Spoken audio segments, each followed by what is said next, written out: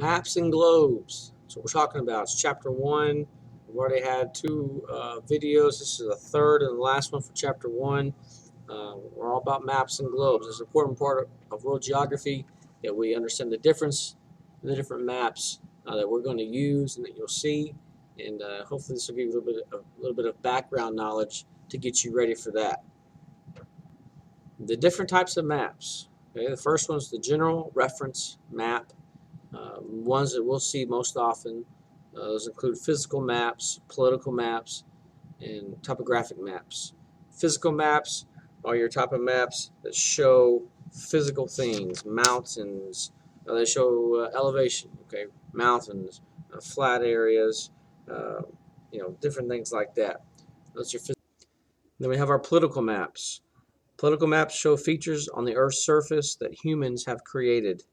Um, some things that are on a political map may be cities, states, provinces, territories, countries, anything like that. Things that humans create.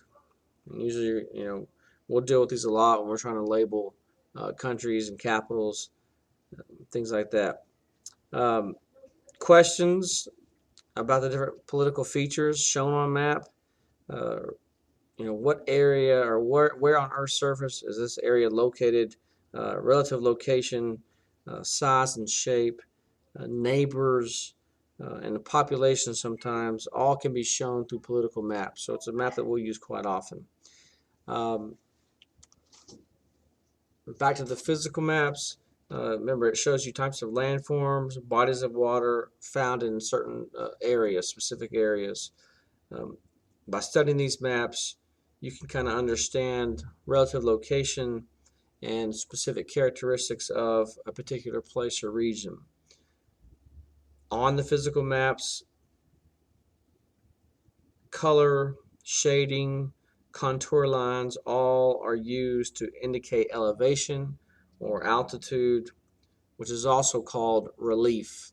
Okay, it kind of shows the difference in altitude or elevation, I guess.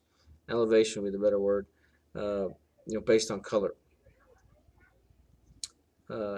Questions that I can ask about physical maps.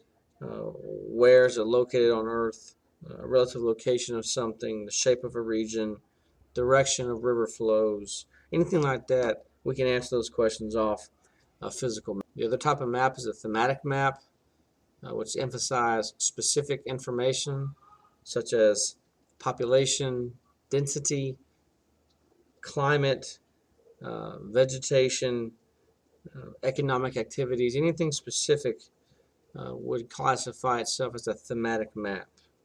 Okay, and there's different, different maps kind of under the umbrella of thematic, but we're going to stick with thematic, kind of make it kind of simplify a little bit. And the last was navigation map. These maps are used by sailors and pilots to help navigate, find their way from point A to point B, whatever destination they may be traveling to. Here's a picture of a physical map, more specific, shows landforms and elevation, usually colored in greens, browns, and blues for water. Most of the time, they're kind of blank. They don't have the countries or capitals with them. They'll have labeling of certain landforms, different mountains, different rivers, different bodies of water, what have you. Political map example right here shows the political boundaries, the countries, the capitals, the cities, and they try to use different colors, not side by side, to kind of indicate where the country's borders are.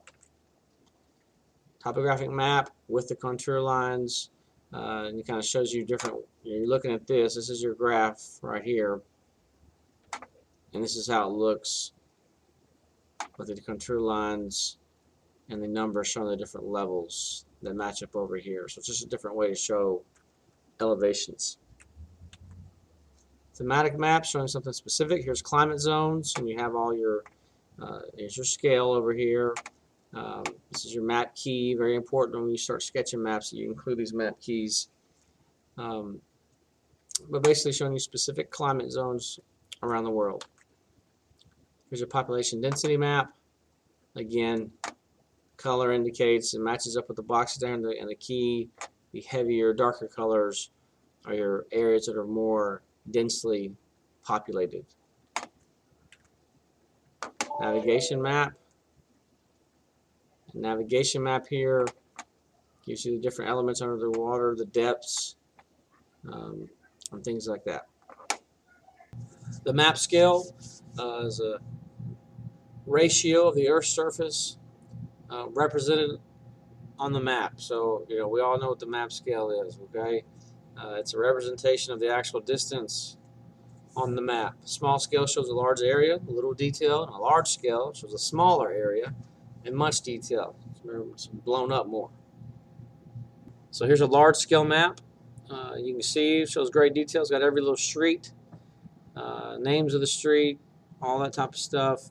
If it was blown up on a small scale map, then you would see less detail. Here's an example of a small scale map. You can see the major highways that run through, but you don't see anything on the street level. Okay, it's a larger area, a little less detailed, or a lot less detailed than. Map projections are ways of showing the curved surface of the Earth on a flat map. Okay, there's different types. Planar projections, conical projections, compromise. Those are the ones you will kind of associate with most. The compromise, or sorry, I said that. Mercator, Homozyne, and then the Robison projection. Okay, the planar is projecting on a flat surface, distorts the size and shape a little bit. We'll see these a little bit. Takes that round surface like the Earth and flattens it up, so it's going to be a little bit distorted size and shape. The conical projection is projection onto a cone used to show land masses that extend over large areas east and west. Okay. Right here on the screen is a picture of the planar projection. You can see it's a round surface, but they see like if you're looking from the top of the Earth, and they flattened it out basically, and that's what you're looking at. So it shows North America here, okay, over into Asia. You can see how the flatness of it has distorted the size and shape of some of these continents. This is pictures of your conical projections. Here's a Mercator map projection. Notice how big Greenland and Antarctica are. So you're talking about a pretty big distortion there on the southern aspects, the northern aspects of this map. Here's the Robison map projection, one you'll see quite often. That's the end of the show. Hope you enjoyed the show about maps and globes. I sure did. Have a good day.